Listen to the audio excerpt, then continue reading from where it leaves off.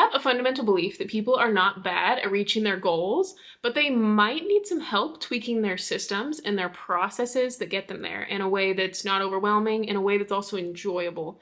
Because if people are too focused on the results, but they hate the whole process, they're a lot less likely to get the results than the people who aren't results focused and people who are process focused and are enjoying the process.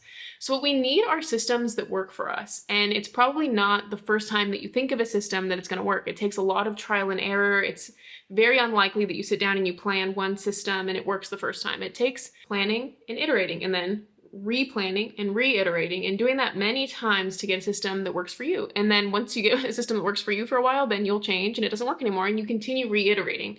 And so it's completely normal that systems that once worked for you don't work for you now. And so this is just a one-pager that I'm going to walk you through that'll help you regularly reevaluate your systems to make sure that they're working for you. Now we are in the middle of the September Shift Challenge, which is 4 weeks to completely change the legacy of how you interacted with this year. And this is all about reaching sticky goals. These are goals that never seem to go away. You want to write the book, you want to make the album. 2 years ago, you wanted to make it, you didn't get around to it, you want to do it. And it's because big projects like that, they can have a lot of emotional lift, they can have a lot of intellectual lift, sorting through how do I actually want to do it. They're big projects.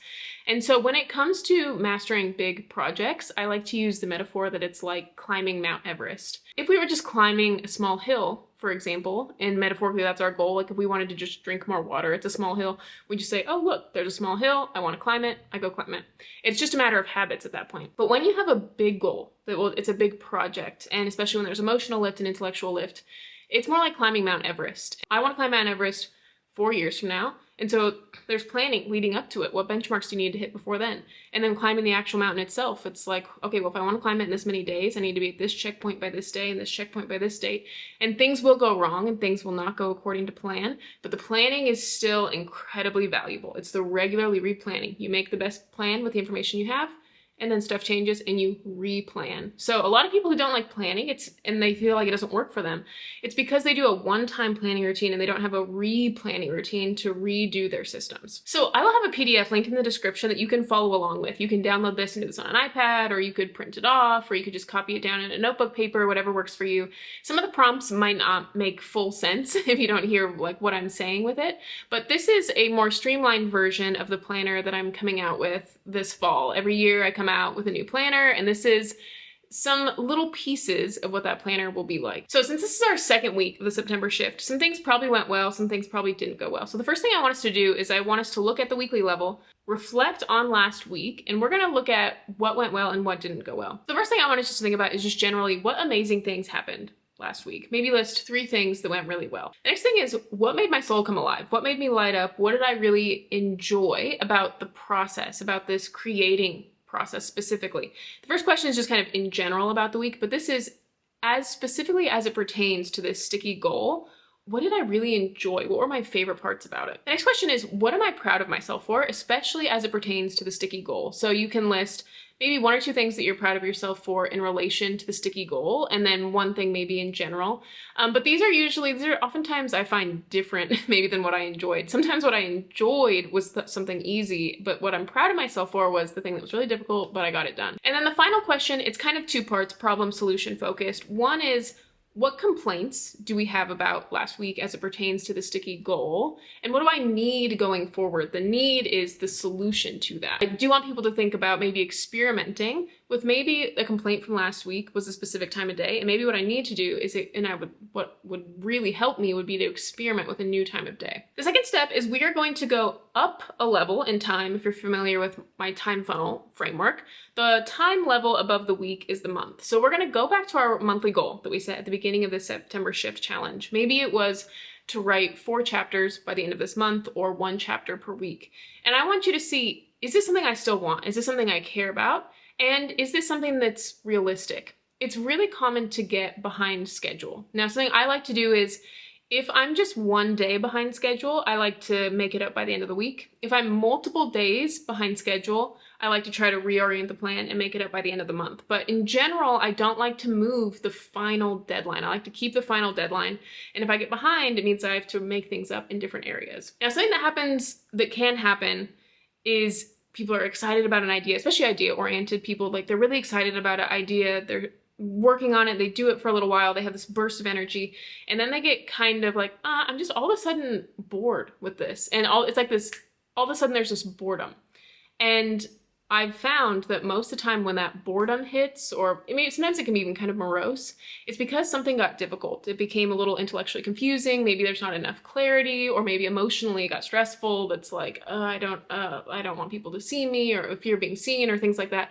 For whatever reason, there became a wall. There's some resistance, and the defense mechanism is to just say, I'm really bored. I don't know it's not even really fun to me. And what I would say is, for sticky goals, we need to overcome that boredom. If you had it 2 years ago and you put it down, and then you put it, you went back into it a year later and you put it down, this is a sticky goal that's not going away. So we need to find a way to push through the boredom, to push through the masks and the defense mechanisms that are telling us, oh, I don't want to be doing this thing. So what we're going to do, go back, we're looking at that monthly goal, and we're going to see, is it still relevant? And if not, we're going to make a new goal. So make sure it's in the format of a number with a noun. Like, I want to have 4 chapters written, and it's in a result format. It's not a time format. It's not like, I'll put in 3 hours of writing. It needs to be a result, something you can see or hear or hold in your hands, some tangible result that you could theoretically like show someone, for example. And now step 3, this is probably the most important part, especially since we're on week 2 of weekly planning.